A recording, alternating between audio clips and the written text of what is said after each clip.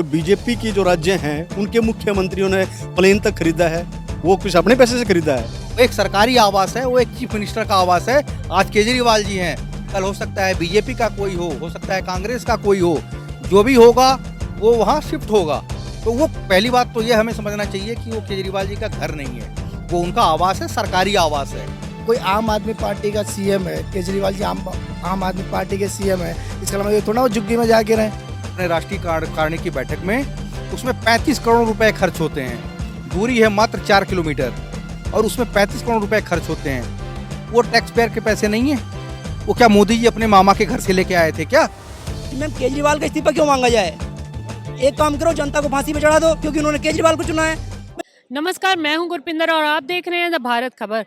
पिछले कुछ समय से जिस तरह से केजरीवाल के शीश महल उनके सरकारी आवास को शीश महल का नाम देकर विपक्ष लगातार हमलावर है। बीजेपी उनका इस्तीफा मांग रही है और कह रहे हैं कि 45 करोड़ का खर्चा कर लिया है केजरीवाल ने अपने घर को महल बनाने के लिए। तो उसी बारे में हम लोग पहुंचे हैं यहाँ पर दिल्ली के लोगों से उनकी राय जानने के लिए। सर, जिस तरह से केजरीवाल जी के सरकारी आवास को 45 करोड़ का खर्चा बता के उन पर बीजेपी लगातार हमलावर है, आप क्या कहेंगे कि ये कितना सही? ये बिल्कुल गलत है कि वो केजरीवाल जी का आवाज़ नहीं है, वो दिल्ली के चीफ मिनिस्टर का आवाज़ है।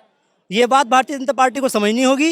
ये दिल्ली के सीएम का आवाज़ है, ना कि केजरीवाल का आवाज़ है। जब बात होती है सेंट्रल विस्टा पे, प्रधानमंत्री जी के ड्रीम प्रोजेक्ट पे, तो कहते हैं कि एक प्रधानमंत्री जी का ड्रीम प्रोजेक्ट है और सिर्फ मोदी जी का नहीं है, वो देश के प्रधानमंत्री के लिए बनाया जा रहा है और इसमें मोदी जी ही नहीं रहेंगे, आगे भी सब आने वाले जो प्रधानमंत्री हैं वो उसमें रहेंगे। तो केजरीवाल इसमें कहाँ रहेंगे? केजरीवाल आने वाले समय में उन्हें जनता मुंह तोड़ जवाब दे, केजरीवाल वहाँ से हटा दिए जाएंगे। बात होती है 8,000 करोड़ का हवाई जहाज खरीदने की, उसमें सिर्फ मोदी सफ़र नहीं करेंगे, उसमें प्रधानमंत्री सफ़र करेंगे। तो जब बात मोदी जी पे आती है तो हो जाते हैं प्रधानमंत्री, जब बात कि दिल्ली के सीएम पे आती है तो हो जाता है केजरीवाल। ये ऐसे नहीं चलेगा मैडम, बहुत ही गलत ये रवैया नहीं चलेगा मैडम।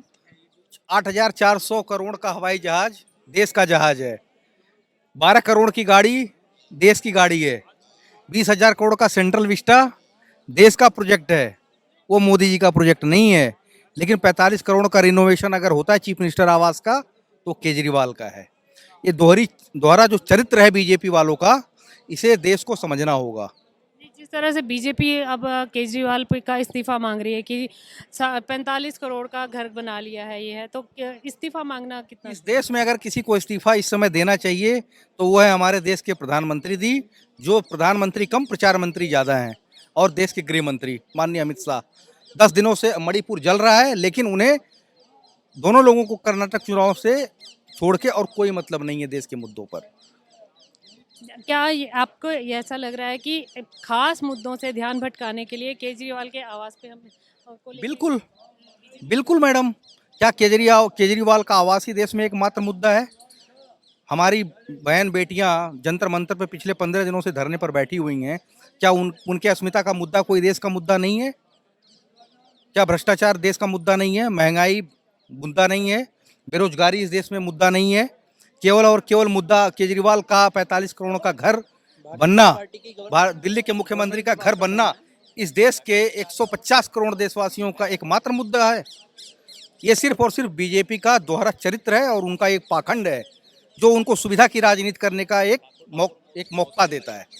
सीएम आवास की जैसे रेनोवेशन चल रही है सीएम केजरीवाल के सरकारी आवास की, तो उसको लेके बीजेपी लगातार हमलावर है, आप क्या कहेंगे?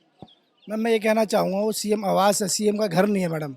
एक्चुअली केजरीवाल का घर तो है नहीं, वो तो सीएम आवास है। कोई भी आएगा 5 साल बाद, अगर मानो केजरीवाल जी हार जाते हैं तो कोई और सीएम बनेगा, वो वहाँ आके रहेगा। उनकी प्रॉपर्टी पर्सनल प्रॉपर्टी तो है नहीं मैम। अब कोई आम आदमी पार्टी का सीएम है, केजरीवाल जी आम आदमी पार्टी के सीएम है, इसका मतलब ये थोड़ा वो झुग्गी में जाके रहें। दिल्ली के सीएम है तो मतलब जैसे कि बीजेपी लगातार ये कह रही है कि टैक्स का पैसा इसमें जा रहा है, इसको केजरीवाल जी को इस्तीफा देना चाहिए। बोल मैम बिल्कुल भी सही नहीं है। अब आने वाले समय में G20 समिट होना है, एक तरीके से देश को दिखाया जा रहा है, भारत को दिखाया जा रहा है दुनिया के नक्शे में कि किस तरीके से नया भारत है, अतुलनीय भारत है। तो दिल्ली देश की राजधानी है, और दिल्ली के सीएम को क्या गरीब दिखाया जाएगा, जो कि झोपड़ी में बैठा हुआ दिखाया जाएगा? उनसे उनसे बीजेपी लगातार इस्तीफा मांग रही है, और कहा जा रहा है कि अब ये बीजेपी जो कार्यकर्ता हैं ये अलग अलग जगह इनके आप मंत्रियों के घरों के आगे धरना देंगे, कितना सही है? बहुत गलत है मैम। जब प्रधानमंत्री जी के कपड़ों की बात आती है, प्रधानमंत्री जी के दौरे के खर्चे की बात आती है, प्रधानमंत्री जी के आवास की बात आती है, तो मुख्य धारा की मीडिया में चर्चा चलती है कि देश के पीएम है, ये देश के पीएम है, दुनिया इन्हें देख रही है, तो इस तरीके से इनका खर्च की भी कोई चर्चा नहीं होनी चाहिए। लेकिन केजरीवाल जी देश की राजधानी के सीएम है, देश की राजधानी दिल्ली है, और दिल्ली के सीएम को क्या आप गरीब दिखाना चाहोगे? क्या दुनिया के नक्शे पर केजरीवाल जी को गरीब दिखाना चाहोगे? जी, अब G20 सम्मेलन होना है मैम, दुनिया के अलग अलग देशों से राष्ट्राध्यक्ष आएंगे, उनके अधिकारी आएंगे, तो क्या दिल्ली के आवास को देख के क्या कहेंगे वो कि ये देश की राजधानी के जो सीएम हैं उनका आवास है? तो एक तरीके से प्रधानमंत्री जी को, देश की मुख्य धारा मीडिया को ये बात समझनी होगी। केजरीवाल का इस्तीफा मांगा जा रहा है इसी मामले को लेकर। जी मैम, केजरीवाल का इस्तीफा क्यों मांगा जाए? एक काम करो, जनता को फांसी पे चढ़ा दो, क्योंकि उन्होंने केजरीवाल को चुना है। भाई जब प्रधानमंत्री जो फैसले लेते हैं वो कहते हैं मैं 142 करोड़ लोगों ने मुझे चुना है, मैं फैसले दे रहा हूँ। अब केजरीवाल जी को दिल्ली की जनता ने चुना है, तो दिल्ली की जनता उन्हें जवाब देगी। आप कौन होते हैं उनसे पूछने वाले? केजरीवाल जी क्या बात? मैडम, यही बीजेपी है। बीजेपी की राष्ट्रीय कार्यकारिणी की बैठक होती है एमसीडी का, नॉर्थ एमसीडी के ऑफिस में, नगर पालिका नई दिल्ली में, और यही लिमेरिडियन होटल है। इसी लिमेरिडियन होटल से और नॉर्थ एमसीडी के ऑफिस तक आते हैं वो अपने राष्ट्रीय कार्यकारिणी की बैठक में। उसमें 35 करोड़ रुपए खर्च होते हैं। दूरी है मात्र 4 किलोमीटर, और उसमें 35 करोड़ रुपए खर्च होते हैं। वो टैक्स पेयर के पैसे नहीं है। वो क्या मोदी जी अपने मामा के घर से लेके आए थे क्या? वो किसके पैसे हैं? वो टैक्स पेयर के पैसे हैं। वो भारतीय जनता पार्टी का पैसा नहीं है। ये जो मोदी जी बड़ी बड़ी रैलियां करते हैं, 50-50 किलोमीटर की जो ये रैलियां करते हैं, जो ये रोड शो करते हैं, इसमें किसका पैसा लगता है? मोदी का पैसा लगता है, अमित शाह जी का पैसा लगता है, भाजपा के किसी कार्यकर्ता का पैसा लगता है, या भाजपा का पैसा लगता है, जो कि उन्हें कारपोरेट से 90% चंदा मिलता है। किसका पैसा है? वो टैक्स पेयर के पैसे हैं मैडम। तो अगर ये 45 करोड़ का हिसाब लेते हैं केजरीवाल जी से और उनका इस्तीफा मांगते हैं, तो सबसे पहले जो पिछले 9 सालों में मोदी जी के ऊपर में दुनिया भर के खर्चे हुए हैं, पहले उसका हिसाब बीजेपी दे, और उसके बाद केजरीवाल जी से किसी तरह का सवाल जवाब होना चाहिए। वो भी जनता के चुने हुए मुख्यमंत्री हैं दिल्ली के, एनसीटी के, और उनको भी दिल्ली की 2 करोड़ जनता ने चुना हुआ है। पूरा मैंडेट दिया हुआ है। G20 समिट भी दिल्ली में होनी है, और बाहर के डेलीगेट्स भी। मुख्य धारा की मीडिया का की आप बात कर रहे हैं, मुख्य धारा की मीडिया ही कहती है कि वो तो देश के प्रधानमंत्री हैं, साइकिल से थोड़ी चलेंगे अगर उन्होंने प्लेन खरीद भी लिया है। मैडम, अगर वो देश के प्रधानमंत्री हैं तो दिल्ली के मुख्यमंत्री भी 2 करोड़ लोगों का चुना हुआ प्रतिनिधि है। He is also selected by the people of Delhi. He is selected by 2 crore peoples of Delhi. जैसे बीजेपी लगातार हमला कर रही है कि केजरीवाल को के सरकारी आवास को, सीएम के सरकारी आवास को वो शीश महल का नाम दे रही है, कभी उनके मार्बल की चर्चा है, कभी पर्दों की चर्चा है, तो उनका इस्तीफा मांगा जा रहा है। बिल्कुल मैडम, मैं एक बात और कहना चाहूँगा। यही हमारे देश के गृह मंत्री हैं, माननीय श्री अटल बिहारी वाजपेयी के देहावसान के बाद जब वो उस घर में शिफ्ट हो रहे थे, वो घर उनको अलॉट किया गया माननीय गृह मंत्री अमित शाह जी को, तो उस घर का भी रेनोवेशन कराया गया था, जिसमें मोर देन 35 करोड़ रुपए से ज़्यादा का खर्चा हुआ था। वो पैसा किसका है? अरविंद केजरीवाल इस्तीफा क्यों दें?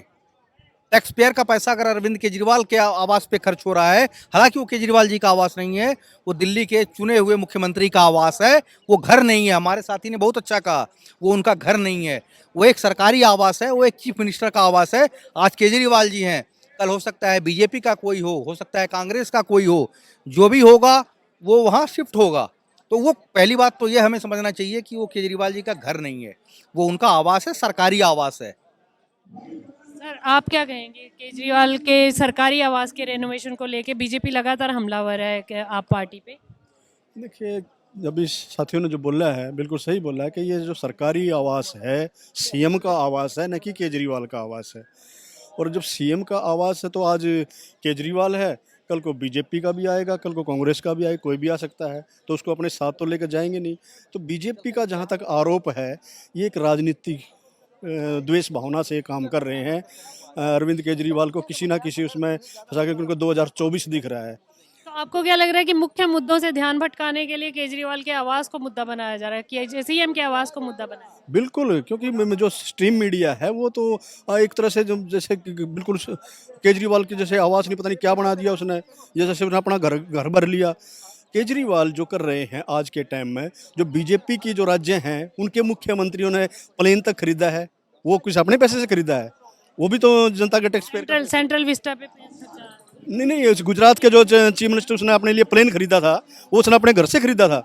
तो ये तो जो बात है क्योंकि राजनीति से प्रेरित है, क्योंकि इनको 2024 में दिख रहा है कि केजरीवाल और आम आदमी पार्टी जो है एक सुदृढ़ तरीके से जो है कि इनको चुनौती देती दिख रही है। इनके घर में जा करके, गुजरात में जा करके वहाँ सीटें निकाली हैं, वहाँ दस्तक दी है, तो इनको लग रहा है कि 2024 में जो है केजरीवाल इनको चुनौती, क्योंकि ये किसी भी चुनौती को नहीं देखना चाह रहे।